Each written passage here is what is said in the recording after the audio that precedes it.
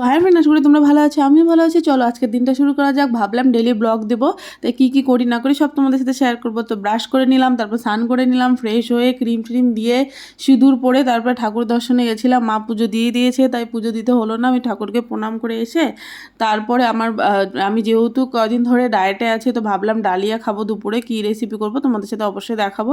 আর আমার মেয়েকে দেখো ডোনাট খাচ্ছে। ডালিয়াটাকে প্রথমে হালকা করে ভেজে নিয়ে তারপর যা সবজি থাকবে সব কিছু দিয়ে ডালিয়াটাকে ভেজে নিয়ে তারপরে ভিজিয়ে রাখবে জলে। তারপর সব রকম ডাল দিয়ে ওটাকে ধুয়ে নিয়ে সম্বার করে সবজিগুলো দিয়ে ভাজা ভাজা হয়ে লবণ হলুদ দিয়ে তারপর ডালিয়াটা দিয়ে সিটি মারবে। খুব টেস্টি লাগে খেতে, দেখো কি সুন্দর লাগছে। তারপরে এটা হচ্ছে আমার বরের ভেজ থালি। কেমন থালিটা, কত কিছু আইটেম, তাই না বলো?